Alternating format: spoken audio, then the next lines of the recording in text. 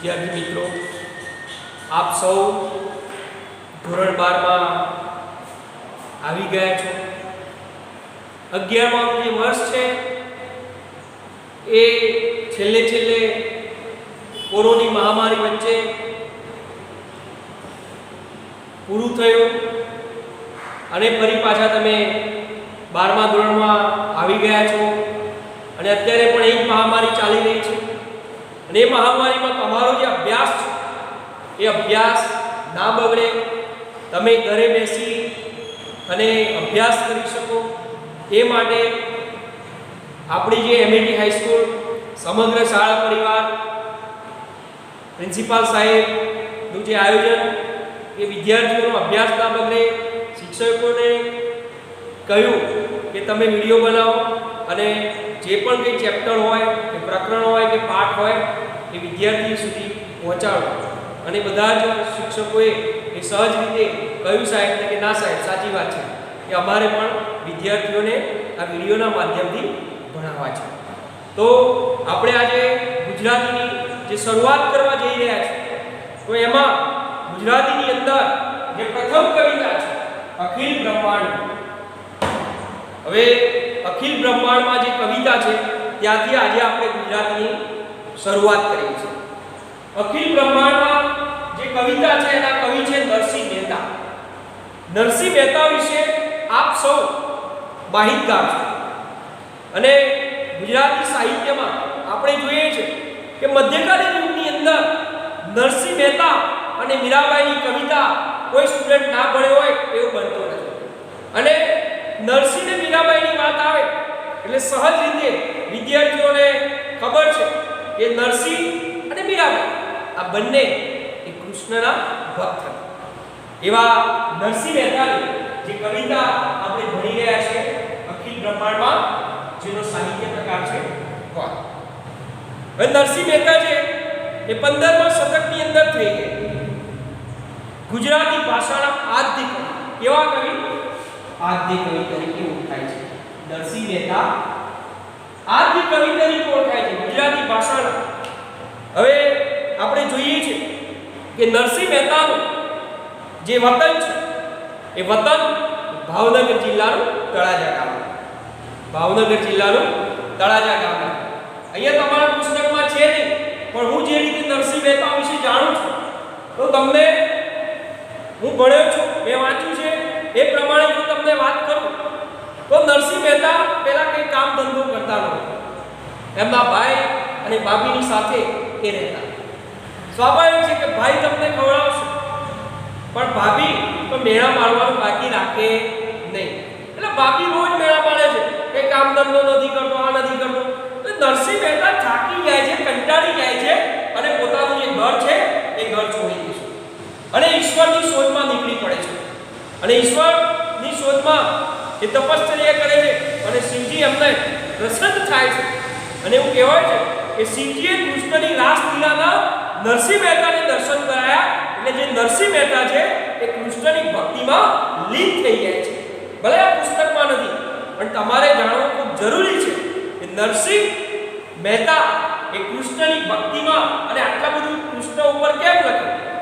જે રીતે શિવજીએ એ નરસિંહ મહેતાને કૃષ્ણની રાસલીલાના દર્શન કરાવ્યા ત્યારથી માંડીને નરસિંહ મહેતા કૃષ્ણની ભક્તિમાં લીન થઈ જાય છે। એવા નરસિંહ મહેતાની જે કવિતા અખિલ બ્રહ્માંડમાં આપણે ભણી રહ્યા છે, નરસિંહ મહેતાએ આપણે જોઈએ છે કે સામરસાનો વિવાહ, હાર, હુંડી, કુંવરબાઈનું મામેરું, શ્રાદ્ધ, એમની આત્મચરિત્રાત્મક રચનાઓ છે। એમાંની કુંવરબાઈનું મામેરુંની જો વાત કરું, ખૂબ જાણવું જરૂરી છે। નરસિંહ એવા કવિ છે, આદિ કવિ, કવિઓના કવિ હે નરસિંહ મહેતા। એવું કહેવાય છે કે જ્યારે એમની પુત્રી કુંવરબાઈનું મામેરું હોય છે અને શ્રીમંતનો પ્રસંગ હોય છે ત્યારે સાસુ, વડસાસુ, સસરા આ બધાએ બહુ મોટા લિસ્ટ આપી દીધી।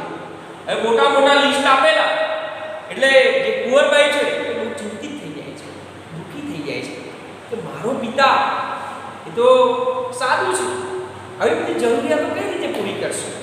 અને એમના નરસિંહ મહેતાને લિસ્ટ મળે છે। નરસિંહ મહેતા કહે છે મારો સામળિયો બહુ બધું કરી દેશે, અને એવું કહેવાય છે કે શ્રી કૃષ્ણે સામરસા શેઠનો વેશ ધારણ કરીને કુંવરબાઈનું જે મામેરું છે એ મામેરું પૂરું કરેલું અને કુંવરબાઈના જે સાસરીવાળા છે એમને ખુશ કરેલા. તો આવી બધી જે દંતકથાઓ એ મધ્યકાલીન યુગમાં આપણને જોવા મળે છે. એટલે નરસિંહ મહેતા ગુજરાતી ભાષાના ઉત્તમ કોટીના ભક્ત કવિ છે. નરસિંહ મહેતા જે ગુજરાતી ભાષા છે એ ગુજરાતી ભાષાના ઉત્તમ કોટીના કહી શકાય એવા કવિ છે. નરસિંહ મહેતાની આપણે વાત કરીએ તો એમને જ્ઞાન, ભક્તિ અને વૈરાગ્ય ના જે પદો છે એ પદો સર્જીને ગુજરાતી જે કવિતા છે એ કવિતાને રડિયાત કરી છે. ગુજરાતી કવિતાને રડિયાત કરી છે. આવા બધા જ્ઞાન, ભક્તિ, વૈરાગ્યના પદો અને ઝૂલણા છંદમાં લખાયેલા જે નરસિંહના જે પ્રભાતિયા છે એ પ્રભાતિયા લોકકંઠે વસીને આપણે ત્યાં ચિરંજીવી બન્યા છે. આજે આપણે જોઈએ છે કે પ્રભાતિયા દરરોજ સવારે એ ગાવામાં આવતા હોય છે. આજે આપણે જોઈએ છે કેસેટ સ્વરૂપે પ્રભાતિયા જોવા મળે છે. જેમ કે બોરી રે ભરવાડ, જળ કમળ, છાણી જાને, જાગને જાગવા, જાગોને જશોદાના જાય. એમાં જળ કમળની જો વાત કરું બહુ સુંદર પ્રભાતિયું છે નરસિંહ મહેતાનું કૃષ્ણ. હે જળ કમર છોડી જાને વાળા, હે જળ કમળ છોડી જાને વાળા, સ્વામી હમારો જાગસે જાગસે તને મારસે મને બાળ હત્યા લાગશે. હે જળ કમળ છોડી જાને વાળા, હે જળ કમળ છોડી જાને વાળા. આવા જે પ્રભાતિયાઓ એ આપણને જોવા મળે છે ને લોકકંઠે આજે પણ કંઠોકંઠ આપણે જોઈએ છે કે એક કંઠથી બીજા કંઠે એ પહોંચતા એ આપણને જોવા મળે છે. અને હૃદયસ્પર્શી ભાવ નીતરતી એમની જે કાવ્યવાણી, એમની જે સરળતા અને સહજતાથી આપણા મનમાં આ બધું રમી રહે છે. તો એવા જે નરસિંહ મહેતાનો જે આ પરિચય છે એ પરિચય નરસિંહ મહેતાનો પરિચય મેં આપણી સમક્ષ એ રજૂ કર્યો. હું જાણું છું કે નરસિંહ મહેતા વિશે એ તમે એ માહિતગાર થયા હશો. હવે પાછા આપણે આવીએ કવિતા. પ્રસ્તુત જે કવિતા છે મેં અગાઉ પણ કહી ચૂક્યો છું એનો સાહિત્ય પ્રકાર છે પદ. આ કવિતાની બેઝિક ચર્ચા કરો કારણ કે તમારી અંદર એક વિષય વસ્તુ એક કોન્સેપ્ટ ક્લિયર થવું ખૂબ જરૂરી છે. ખરેખર અખિલ બ્રહ્માંડમાં કહેવા શું માંગે છે તો આપણે સેટ થોડી વાત કરીએ પછી કવિતાને આપણે વિસ્તૃત એ સમજીશું કે નરસિંહ મહેતાએ ઈશ્વરની સર્વવ્યાપકતાના વર્ણન આ કવિતામાં કર્યું છે. આપણે જોઈએ છીએ કે આ પૃથ્વી પર સમગ્ર વિશ્વમાં ઈશ્વર છે, ઈશ્વર એક છે. પણ એનું રટન કરનાર, એની ભજના, એનું નામ લેનાર એ જુદા જુદા વ્યક્તિઓ છે. જુદા જુદા ગ્રંથોમાં થી આ બધી જે ગરબડો છે એ ગરબડો લોકોએ ઊભી કરી છે. ગ્રંથોમાં તો એક જ મેસેજ છે, બરાબર. આપણે ઉદાહરણ આપીએ, સોનું એક જ છે. સોનામાંથી વીંટી બને, સોનામાંથી ચેન બને, સોનામાંથી બંગડી બને, બુટ્ટી બને, જાત જાતના જે ઘરેણાઓ છે એ ઘરેણાઓ સોનામાંથી બને છે. પણ સોનું હેમ એટલે સોનું અંદર આવશે અંતે હેમનું હેમ. સોનું એ સોનું છે. સોનું કઈ પિત્તળ નથી થઈ જતું, સોનું કઈ ચાંદી નથી થઈ જતું, પણ સોનું એ સોનું છે. સોનામાંથી બનેલા જે ઘરેણાઓ છે એ ઘરેણાઓ અલગ છે, એના ગાંઠ અલગ છે એટલે નામ જુદા છે, પણ સોનું એ સોનું રહે. એ જ રીતે જે ઈશ્વર સમગ્ર બ્રહ્માંડમાં ઈશ્વર તો એક જ છે, પણ એને જે ભજનાર, એનું જે નામ લેનાર એ જુદી જુદી રીતે એની ભજે છે. અને અહીંયા નરસિંહ મહેતાએ કહ્યું છે કે જ્ઞાનીઓએ રચેલા જ્ઞાન ગ્રંથોને સમજવામાં ગેરસમજ થઈ છે. જ્ઞાનીઓએ જે ગ્રંથોની રચના કરી છે એને સમજવાની અંદર જે ગેરસમજો ઊભી થઈ છે, જેને જે ગમે એને પૂજે છે, એને માને છે, બરાબર. અને કેટલાય એને હસી કાઢે છે. એટલે આવા જે પરમાત્માની જે વાત છે, ઈશ્વર બધે છે, પવન રૂપે છે, પાણી રૂપે છે, હે બધે ઈશ્વર એ આપણને જોવા મળે છે. પણ જે ગ્રંથોએ આ ગડબડ ઊભી કરી, વૃક્ષમાં પણ ઈશ્વર છે, હે બધામાં છે. આજે એને જે પ્રકૃતિની જે રચના કરી છે એ તમામની અંદર આપણને જે ઈશ્વર છે એ ઈશ્વર એ જોવા મળે છે. તો એક બેઝિક વાત થઈ. અહીંયા કવિતા છે અખિલ બ્રહ્માંડ. પહેલા હું કવિતા ગાઈશ, પછી આપણે એની જે પંક્તિઓ છે એને આપણે ક્રમ બાય ક્રમ એ સમજીશું. અખિલ બ્રહ્માંડમાં એક તું શ્રી હરી, જુજવે રૂપે અનંત ભાસે. અખિલ બ્રહ્માંડમાં એક તું શ્રી હરી, જુજવે રૂપે અનંત ભાસે. દેહમાં દેવ તું, તત્વમાં તેજ તું, શૂન્યમાં શબ્દ થઈ વેદ વાસે.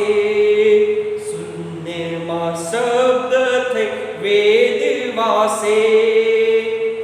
પવન તું, પાણી તું, ભૂમિ તું ભૂધરા, વૃક્ષ થઈ ફૂલી રહ્યો આકાશે. વિવિધ રચના કરી અનેક રસ લેવાને, શિવ થકી જીવ થયો એ જ આશે, એ જ આશે. વેદ તો એમ વદે, શ્રુતિ સ્મૃતિ શાખ દે. કનક કુંડળ વિશે ભેદન્યો હોય, ગાઢ ઘડિયા પછી નામ રૂપ જૂજવા. અંતે તો હેમનું હેમ હોય, ગ્રંથે ગરબડ કરી, વાત નવ કરી ખરી. જેહને જે ગમે તેને પૂજે, મન વચન કર્મથી આપ માની લહે. સત્ય છે એ જ મન એમ સૂજે, એમ સૂજે. વૃક્ષમાં બીજ તો, બીજમાં વૃક્ષ તો, જો પટંતરો એ જ પાસે. ભણે નરસૈયો એ મન તાણી તાણી, સુધીના પ્રીત કર પ્રેમથી પ્રગટ થાશે. ભણે નરસૈયો એ મન તાણી, સુધીના પ્રીત કર પ્રેમથી પ્રગટ થાશે. તો આવા નરસિંહ મહેતાની જે કવિતા અખિલ બ્રહ્માંડ, જેનું મેં ગાઈને આપની સમક્ષ રજૂ કરી. હવે આ કવિતાને આપણે આગળ સમજીશું. આપણે જોઈએ પહેલી બે લીટી. અખિલ બ્રહ્માંડમાં એક તું શ્રી હરિ, જુજવે રૂપે અનંત પાસે. દેહમાં દેવ તું, તત્વમાં તેજ તું, શૂન્યમાં શબ્દ થઈ વેદ વાસે. હવે આપણને પ્રશ્ન, અખિલ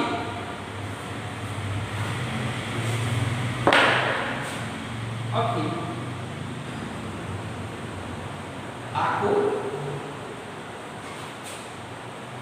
સમસ્ત.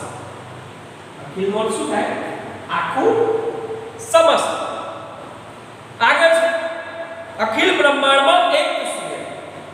હવે કહે છે કે અખિલ એટલે આખું સમસ્ત જે આ બ્રહ્માંડ છે, બ્રહ્માંડ વિશ્વ માં શ્રી હરિ ઈશ્વર તું એક જ છે.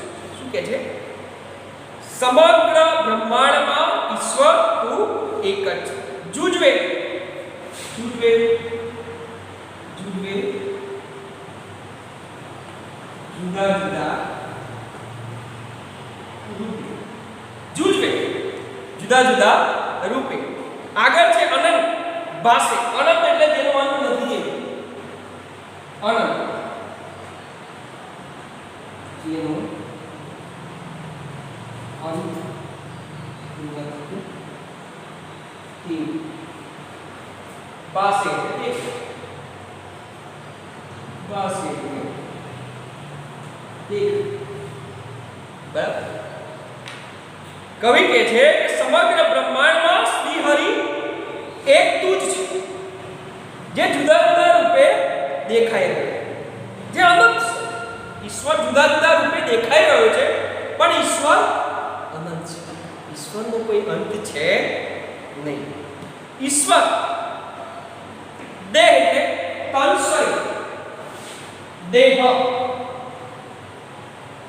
તન શરીર એનો અર્થ થાય છે તન અને શરીર તેજ એટલે પ્રકાશ તેજ એટલે પ્રકાશ હવે તમે જુઓ કે આ બે લીટીમાં કવિએ ખૂબ સરસ કહી દીધું કે સમગ્ર બ્રહ્માંડમાં તું શ્રી હરિ એક જ છે ઈશ્વર એક જ છે પણ એ ઈશ્વર જુદા જુદા રૂપે આપણને દેખાઈ રહ્યો છે અનંત છે ઈશ્વરનો કોઈ અંત છે નહીં જેનો અંત નથી તેવું ઈશ્વર દેહમાં દેવ રૂપે છે દેહ એમેલા દેહ એટલે શરીર શરીરમાં દેવ રૂપે છે ઈશ્વર તત્વમાં તેજ રૂપે છે તેજ એટલે પ્રકાશ ઈશ્વર તત્વમાં તેજ રૂપે છે હે ઈશ્વર તું શૂન્યમાં શબ્દ રૂપે વેદમાં વસી રહ્યો છે વેદમાં પણ વસી રહ્યો છે આપણે જોઈએ કે વેદો ચાર છે ઋગ્વેદ સામવેદ યજુર્વેદ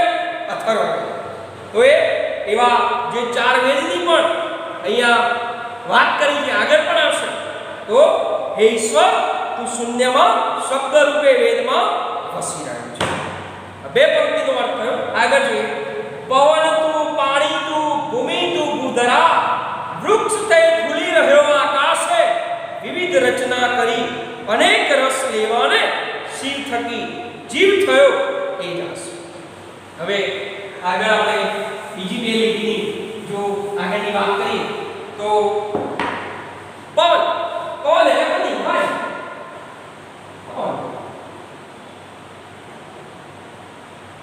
અનિલ વાયુ પવનનો અર્થ શું થાય અનિલ વાયુ પાણી જળ નીર પાણી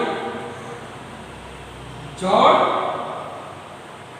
નીર પાણીનો અર્થ થાય છે અને ભૂમિ બુધ ભૂમિ એટલે ભૂમિ એટલે પેલા આપણે અર્થ લઈએ બધા શબ્દોના પછી એને વિસ્તારથી આપણે સમજીએ બુધ ભૂમિને ધારણ કરનાર બુધ ભૂમિને ધારણ કરનાર હવે તમે જો પહેલી લીટીમાં કવિ કહે છે કે હે ઈશ્વર તું જ પવન છે તમે જુઓ કે તમે કોને ઝાડ હલે છે પંખા સ્ટીમ પાડશો તો એ કૃત્રિમ છે હે તો જો વીજળીના કારણે પંખો ફરે છે પણ તમે કહેશો કે ઝાડ પવન લાગે તો એ પવન લાગતો નથી હે ઈશ્વર તું જ પવન છે તું જ પાણી છે તમે જો પાણી માટે હે આપણું જીવન આખું પાણી ઉપર છે તો વરસાદ ના આવે તો આપણી શી હાલત થાય આપણે સૌ જાણીએ છીએ કવિ કહે છે હે ઈશ્વર તું પવન છે તું જ પાણી છે તું જ ભૂમિ છે અને તું જ ભૂમિને ધારણ કરનાર ઈશ્વર તું જ ભૂમિ છે તું જ પૃથ્વી છે તું જ આ પૃથ્વીને ધારણ કરનાર છે તો આ વાત એ પહેલી લીટીમાંથી એના પછી જે વિવિધ રચના કરી અનેક રસ લેવા હવે કવિ કહે છે કે ઈશ્વર કે જે રીતે હે ઈશ્વર તો જે રીતે સૃષ્ટિ પર અનેક રસ લેવા માટે જુદી જુદી રીતે તે રચના કરે છે ઈશ્વર અને આપણે જોઈએ છે વિવિધ જુદી જુદી રચનાઓ કરી ઈશ્વરે શિવ થકી જીવ થયો એ જ આશુ આપણે જોઈએ છે કે શિવમાંથી એ જીવ થયો છે. તો હે ઈશ્વર, તું જ પવન છે, તું જ આ પાણી છે, તું જ આ ભૂમિને ધારણ કરનાર છે. હે ઈશ્વર, તું જ વૃક્ષ રૂપે આકાશ સુધી વિસ્તરી રહ્યો છે. ઈશ્વર વૃક્ષ રૂપી વૃક્ષથી આકાશ સુધી વિસ્તરેલો આપણને જોવા મળે છે. અને આ સૃષ્ટિ પર અનેક રસ લેવા માટે જુદી જુદી રચના કરી છે. હે ઈશ્વર, તું શિવમાંથી જીવ થયો છે. એ વાત એ આપણે લીટીમાં કરી છે. આગળ જોઈએ આપણે. વેદ તો એમ વદે શ્રુતિ સ્મૃતિ શાખદે કનક કુંડર વિશે વેદ ના હોય, ગાંઠ ગળ્યા પછી નામરૂપ જુજવા અંતે તો હેમનો હેમ. અગર કવિ ખૂબ સરસ એ વાત કરી છે નરસિંહ મહેતાએ. વદે વદે એટલે કહે, વદે એટલે કહે, વદેનો અર્થ થાય છે કહે. શ્રુતિ શ્રવણ દ્વારા પ્રાપ્ત કરેલ, શ્રુતિ શ્રવણ દ્વારા પ્રાપ્ત કરેલ. અને એના પછી છે સ્મૃતિ, વેદ પછીના દર્શન.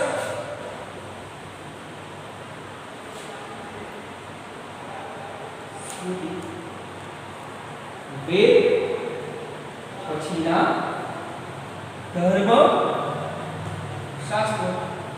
તો તમે જુઓ કે વેદ પણ એમ કહે છે, વેદ પણ એમ કહે છે, આપણે જોઈએ છે કે વેદ પણ એમ કહે છે કે શ્રુતિ અને સ્મૃતિ પણ એની સાબિતી આપે છે. અને કનક અને કુંડળ આપણે જોઈએ, કનક એટલે શું? કનકનો અર્થ થાય સોનું, બરાબર? હેમ, હેમ. કુંડળ કાનમાં પહેરવાનું કરેલું. આપણે જોઈએ છીએ કે કનક અને કુંડળમાં ભેદ ના હોય.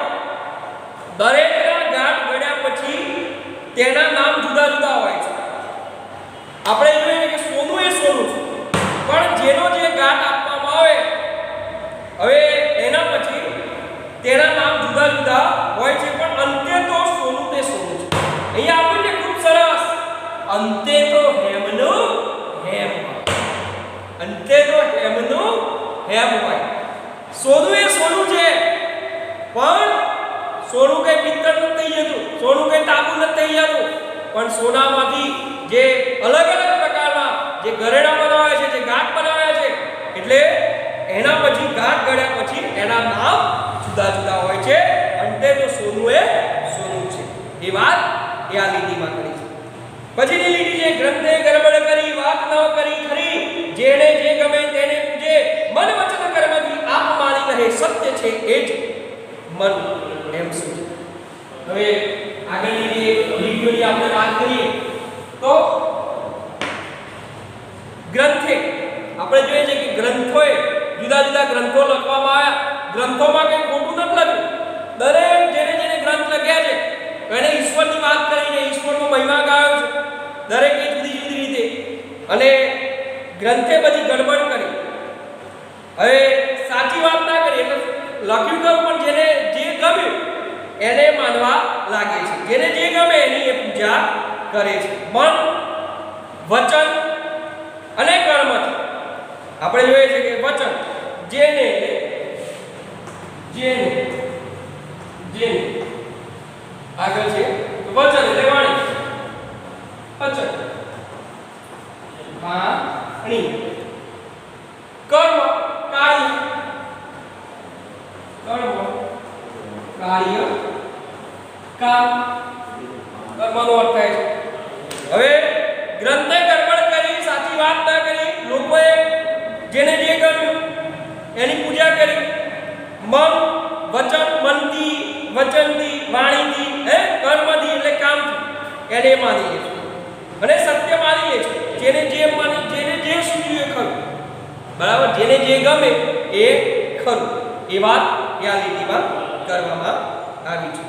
અને છેલ્લી બે લીટીઓ છે, વૃક્ષમાં બીજમાં વૃક્ષ તો જો પટંતરો એ જ પાસે ભળે દર્શયો એ મન તણી શોધના પ્રીત કરું પ્રેમથી પ્રગટ થશે. અને છેલ્લી બે લીટીની જો આપણે વાત કરીએ તો હે ઈશ્વર, વૃક્ષમાં તું બીજ છે, વૃક્ષમાં તું બીજ છે અને બીજમાં તું વૃક્ષ છે. પટંતરો એટલે અંતર. પટંતરો એટલે અંતર પાડ. અંતર અથવા પડદો. પડદો પણ એનો બીજો અર્થ થાય છે. હવે કહે છે હે ઈશ્વર, વૃક્ષમાં તું બીજ છે, બીજમાં તું વૃક્ષ છે. આ પડદો હટતા એ પાસે જ દેખાય છે. નરસિંહ મહેતા કહે છે કે મન જેને શોધી રહ્યું છે એ ઈશ્વર પ્રીત કરવાથી, આપણે પ્રીતથી, પ્રેમથી આપણે એને પ્રગટ કરી શકીએ છીએ. ઈશ્વર એ પ્રીતથી, પ્રેમથી એ પ્રગટ થતો એ આપણને જોવા મળે છે. તો આ રીતે આ પ્રસ્તુત કવિતાની અંદર મેં તમને એક બેઝિક નોલેજ પહેલા નરસિંહ મહેતા વિશે વાત કરી, એમના પરિચય વિશે વાત કરી, આખી કવિતા વિશે વાત કરી, એના શબ્દોની વાત કરી. તો હું માનું છું કે તમને એનું જે વિષય વસ્તુ, આ કવિતા ખરેખર શું કહેવા માંગે છે એની આપણને સમજ પડી જાય છે. અને આ રીતે એ ખૂબ સરસ રીતે નરસિંહ મહેતાએ આ કવિતાની અંદર જે ઈશ્વરની જે લીલા છે એ વાત એની જુદા જુદી રીતે એ વર્ણવી છે. બ્રહ્માંડમાં ઈશ્વર એક છે અને ભજનાર અલગ અલગ છે, જુદી જુદી રીતે ખૂબ સરસ રીતે એ નરસિંહ મહેતાએ એ વાત કરી છે. તમારે ચોકાની અંદર હું જે પ્રશ્નો લખું છું એ પ્રશ્નો તમારે નોટ ડાઉન કરવાના છે. બરાબર? તમારા પુસ્તક અહીંયા હું લખું છું કે પ્રશ્ન 2-3 વાક્યમાં જવાબ, 2-3 વાક્યમાં જવાબ લખો. પરમાત્મા પૃથ્વી પર કયા કયા સ્વરૂપે રહેલા છે? પરમાત્મા પૃથ્વી પર કયા કયા સ્વરૂપે રહેલા છે? એક આ પ્રશ્ન છે. બીજો પ્રશ્ન છે સોનું તો આપણે સોનું છે, સોનું તો આપણે સોનું છે એવું સાથી કહી શકાય. એવું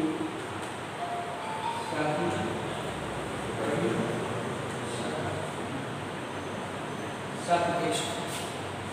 ત્રીજો પ્રશ્ન છે બીજ અને વૃક્ષનો કાર્યકારણ સંબંધ સ્પષ્ટ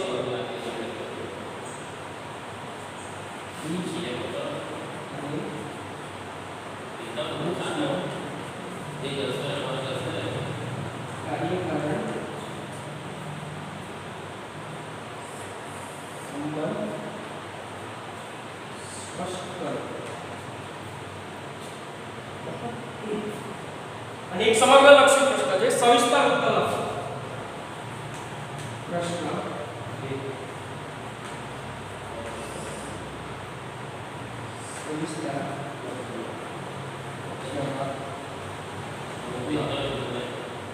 સવિસ્તર જવાબ લખો. બરાબર? આ પદમાં નરસિંહ મહેતા પરમ તત્વને સી રીતે સમજાવે છે?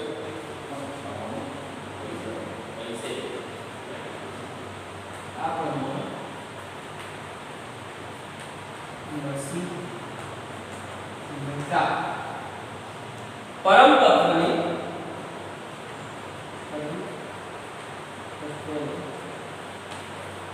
સી રીતે સમજાવે છે? આટલા પ્રશ્નો તમારે ચોપડામાં લખવાના છે. બરાબર? અહીંયા આપણી કવિતા, આપણું હોમવર્ક અને તમામ વસ્તુ પૂર્ણ થાય છે. બરાબર? તમારે આ રીતે ચોપડામાં કામ કરવાનું. Thank you.